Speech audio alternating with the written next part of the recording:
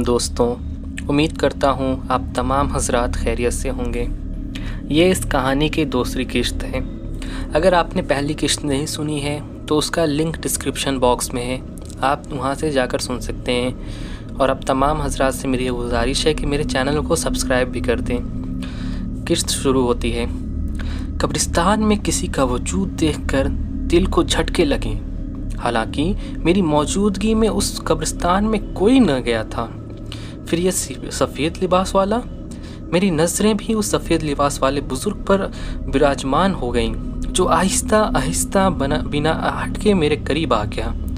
ہمارے قریب پہنچ کر اس نے ایک گہری نظر اس لڑکے پر ڈالی۔ اس کے بعد ویسے ہی نظروں سے اس نے مجھے دیکھا۔ نہ جانے کیوں اس کے دیکھنے کا انداز مجھے اچھا نہ لگا۔ یوں لگا جیسے وہ کوئی انسان نہیں ہو، کسی اور مخلوق سے تعلق رکھتا ہو۔ وہ بزرگ ضرور تھا، لیکن اس کے چہرے پر غضب کا رعب تھا۔ سرخ سیب کے مانند رنگت، تیکھے نقوش، سفید ریش، سفید زلفیں اور سفید لباس، کوئی اللہ والی ہستی تھی۔ اس نے سلام کے علاوہ کوئی کلام نہ کیا۔ ہاتھ آگے بڑھایا اور لڑکے کے ہاتھ میں ایک کاغذ کا ٹکڑا تھما دیا، جسے کانپتے ہاتھوں سے لڑکے نے پکڑا۔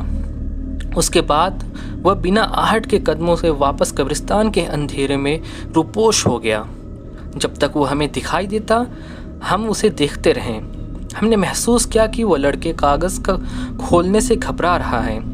میں نے اس کے کانپتے وجود کو تھاما، اس کے ہوش بحال کیے تو اس نے وہ بند کاغذ مجھے پکڑا دیا اور کانپتے آواز میں کہا، دیکھنا کیا لکھا ہے؟ میں نے کاغذ کا اس سے لے کر اسے کھولا۔ نور الدین ولد خیر الدین، عمر 65 برس، تاریخ وفات 6 جنوری 1994۔ جنوری کا لفظ نے میری پوری وجود کو لرزا دیا، یوں جیسے میں بالکل نڈھال ہو گیا تھا۔ اس کی ایک بڑی وجہ 3 جنوری تھی۔ آج 3 جنوری تھی اور کاغذ پہ 6 جنوری 1994 لکھا تھا۔ نہ جانے کیوں اس نے ایک گہری سانس لیا اور کاغذ میرے ہاتھوں سے جھٹک لیا اور پھر ایک پتھر کی سل نور الدین کے نام سے کھودنے لگا۔ میں محوت حیرت میں ڈوبا، ابھی انہیں سوچوں میں کھویا تھا کہ موت سے قبل کتبہ لکھوایا جا رہا ہے۔ آج میری قوت گویائی بالکل سلب ہو گئی، چہرے کی رنگت مانند پڑ گئی، وجود نڈھال ہو گیا اور بے جان سا ہو گیا۔ خالد نواز ولد محمد نواز مرحوم، یہ میرا نام ہے۔ اس لڑکے کی آواز میرے کانوں میں سے ٹکرائی تو میں بے خوف سے اچھلا۔ کیا؟ اس سے آگے زبان کی حرکت نہ دے سکا۔ درخت کے تنے کے ساتھ لگا نام واضح صورت میں مجھے دکھائی دینے لگا۔ ایک نظر میں کتبے کو دیکھتا اور ایک نظر اس لڑکے کو جو کام میں مگن تھا۔ تمہارا نام؟ بمشکل میں نے کہا، ہاں، یہ میرا نام کا کتبہ ہے۔ انہی بزرگ نے مجھ سے یہ لکھوایا ہے، لیکن موت کی ڈیٹ وہ خود لکھیں گے۔ کیا؟ مجھ سے بولنا مشکل ہو رہا تھا، حلق جیسے بالکل خشک ہو گیا تھا۔ اس کی لبوں پر طویل خاموشی، چہرے کی پیلی رنگت، زمانے والوں سے علیحدگی کا مطلب اب چند لفظوں میں ہی سمجھ آ گیا تھا۔ اس نے اپنا کام چھوڑ دیا۔ شاید آج وہ تمام کہانی سنا دینا چاہتا تھا۔ وہ سمجھ گیا تھا کہ میں نے اس سے دوستی کیوں بڑھائی ہے۔ بھیا، 3 ماہ قبل کا واقعہ ہے۔ یہ بزرگ پہلی دفعہ مجھے قبرستان میں دکھائی دیے تھے۔ اس رات بہت لمبا قیام انہوں نے میرے پاس کیا تھا، حالانکہ میں سرے شام ہی کام بند کر کے دنیا کی رونقوں میں کھو جایا کرتا تھا۔ یہ پتھر تراشنا ہماری روزی کا سلسلہ ہے۔ مجھے اس بات سے کوئی غرض نہ تھی کہ کون مرا ہے، مجھے تو کام چاہیے تھا۔ ان بزرگ نے میرے پاس قیام کے دوران کہا، کل تجھے ایک کتبہ لکھنے کے لیے دوں گا، کام کے پیسے یہیں پڑے مل جایا کریں گے۔ میں خوش ہو گیا۔ میں نے یہ نہ سوچا کہ یہ بزرگ کہاں سے آئے ہیں، رات کی تاریکی میں قبرستان میں کیا کر رہے تھے۔ اس طرح میرا دھیان گیا ہی نہیں۔ بزرگ مجھے کام کا کہہ کر قبرستان کے اندر کھنچتے چلے گئے، کہیں روپوش ہو گئے۔ ان کے جانے کے بعد میں نے سامان سمیٹا اور دنیا کی رونقوں میں کھو گیا۔ فلمیں دیکھنا میرے بچپن سے شوق تھا۔ ہر نئی فلم میں پہلے روز میں ہی دیکھ لیا کرتا تھا۔ گانوں کا بہت شوقین تھا۔ اس قدر شوقین تھا کہ ایک روز میں نے ٹیپ ریکارڈر یہاں اپنے پاس قبرستان میں رکھ لیا تھا۔ کسی نے سختی سے منع کیا کہ یہ قبرستان ہے، یہاں گانے سننا اچھا نہیں، تب یہ شوق اپنے کمروں میں جا کر پورا کرتا تھا۔ آج رات چلتے چلتے نہ جانے کیوں دھیان بابا کی طرف چلا گیا۔ ایک انجانے سے خوف نے سر ابھارنا شروع کر دیا، حالانکہ رات کا کتنا پہر انہوں نے میرے ساتھ گزارا تھا۔ ذرا بھی خوف نہ آیا، لیکن راستے میں چلتے چلتے خوف میرے وجود پہ جڑیں مضبوط کرنے لگا۔ وہ بزرگ کون تھے؟ قبرستان میں کیسے آئے؟ کہاں جا کر روپوش ہو گئے؟ بس اسی خوف کے تحت میں نے اپنی سانسوں کو رکتا محسوس کیا۔ کبھی وجود میں چمکتا پسینہ صاف کرتا، کبھی چونک کر مڑ مڑ کر دیکھتا کہ کہیں وہ مجھے پکڑ نہ لے۔ آج میں نے فلم بھی نہ دیکھی۔ کمرے میں پہنچتے ہی ٹھنڈے پسینے آنے لگے۔ بزرگ کا چہرہ بار بار نظروں کے سامنے آتا اور مجھے خوفزدہ کر کے غائب ہو جاتا۔ رات کے کسی پہر میں نے محسوس کیا کہ بخار کی حرارت بڑھتی جا رہی ہے، وجود نڈھال ہونے لگا تھا۔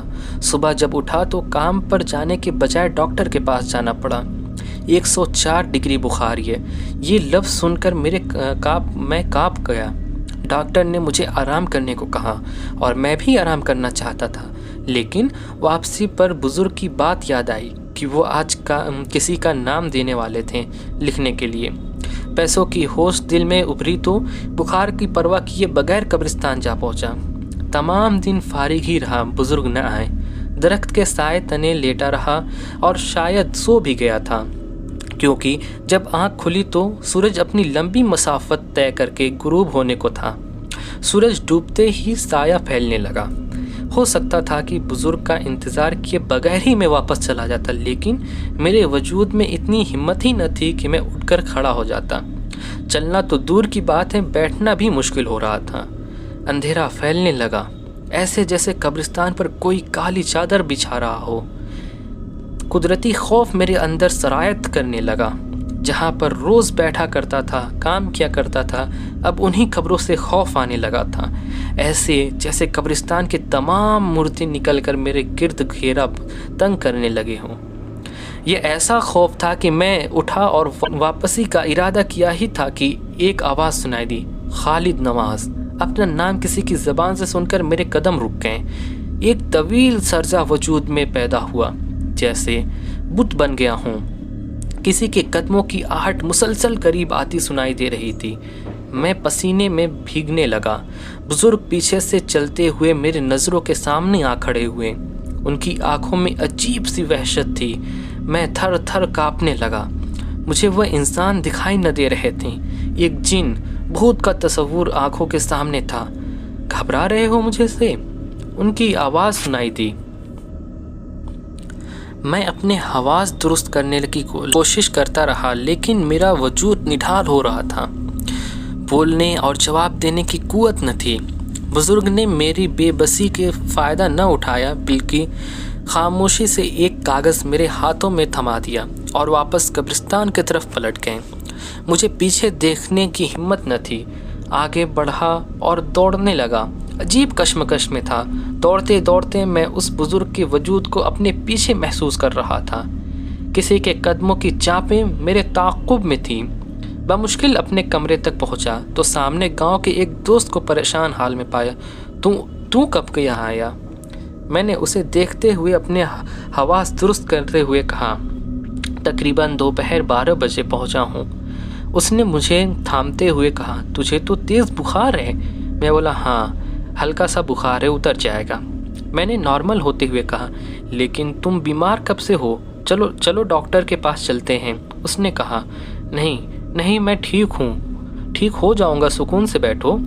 میں نے اسے چارپائی پر بیٹھایا اور خود بھی اسی چارپائی پر بیٹھ گیا۔ کاغذ کا ٹکڑا میری مٹھی میں بند تھا۔ خوف کم ہوتا تو میں اسے کھولتا۔ دوست کے آنے کا فائدہ مجھے یہ ہوا کہ کچھ دیر کے بعد تقریباً پورا تو نہیں، صحیح کافی حد تک خوف میرے دل سے اتر چکا تھا۔ کہاں تھے؟ صبح سے میں نے پورا شہر چھان مارا ہے، لیکن تم دکھائی نہ دیے۔ فیکٹری چھوڑ دیا کیا تم نے؟ اس نے غمزدہ انداز میں کہا، ہاں یار، میں نے فیکٹری چھوڑ دیا ہے۔ اب چند ماہ سے نیا کام کر رہا ہوں۔ میں نے پرسکون لہجے میں جواب دیا۔ میں نے محسوس کیا کہ میرا بخار آہستہ آہستہ کم ہوتا جا رہا ہے۔ نڈھال وجود صحیح طرح سے حرکت کرنے لگا تھا۔ یہ سب خوف کی وجہ سے ہو رہا تھا جو اب کم ہو گیا تھا۔ تم سناؤ، گاؤں والے کیسے ہیں؟ گلی محلے والے ٹھیک ہیں؟ نصر، شبیر، وقار سب ٹھیک تو ہیں نا؟ میں نے اپنے قریبی دوستوں کے نام لیتے ہوئے کہا۔ ہاں، سب ٹھیک ہیں۔ اس کا لہجہ ابھی تک غمزدہ تھا، حالانکہ میرا یہ دوست اتنا ہنسایا کرتا تھا کہ پیٹ میں بل پڑ جایا کرتے تھے۔ میں نے اندازہ لگایا کہ اس کے ساتھ کوئی بڑا بھیانک واقعہ گزرا ہے۔ چہرے کی رنگت پھیکی تھی، لبوں پر خاموشی تھی۔ بتا یار، اصل بات کیا ہے؟ یوں یکدم شہر میں کیسے آنا ہوا؟ تو یہاں کیسے نازل ہوا؟ اس بار میں نے بالکل سیریس ہو کر کہا۔ کیا گاؤں میں یا تمہارے گھر میں کوئی پریشانی ہے؟ نہیں، میرے گھر میں کوئی پریشانی نہیں، وہ تمہارے گھر۔ وہ بولتا بولتا رک گیا۔ ایک مہیب جھٹکا میرے دل کو لگا، ایسے جیسے ابھی دل بند ہو جائے گا۔ ہاں بول، کیا ہوا میرے گھر؟ منتشر الفاظ میں نے پوچھا۔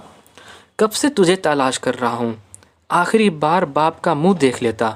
وہ یہ بات کہتے کہتے رو دیا۔ کیا؟ میرا باپ مر گیا؟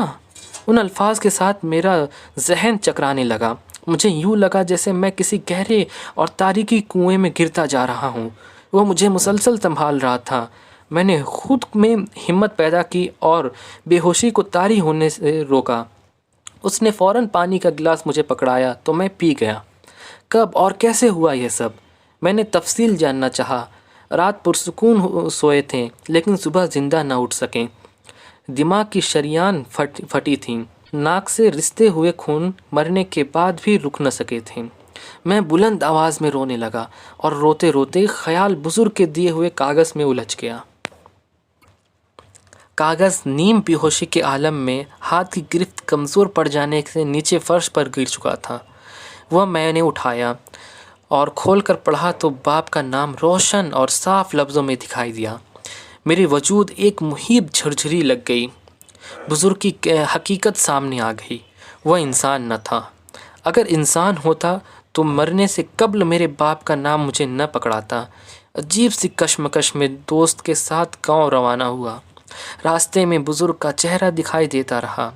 بار بار کاغذ پر باپ دادا کا نام پڑھتا رہا۔ صبح سویرے ہم گاؤں پہنچ گئے۔ گھر میں صفِ ماتم بچھی ہوئی تھی۔ مجھے دیکھتے ہی ماں روتے ہوئے مجھ سے لپٹ گئی۔ عزیز رشتہ داروں سبھی کی آنکھوں سے آنسو جاری تھے۔ ہر کوئی باری باری میرے سے گلے لگا۔ میں خوب جی بھر کر رویا۔ تسلی اور حوصلہ دینے والے لوگ آگے بڑھے۔ یوں میں قبرستان جا پہنچا۔ وہاں دور سے ہی مجھے تازی مٹی والی قبر دکھائی دی تو بھاگتا ہوا قبر سے جا لپٹا۔ آنسو تھمنے کا نام نہ لے رہے تھے، لیکن دستور زمانہ ہے کہ صبر کرنا پڑتا ہے۔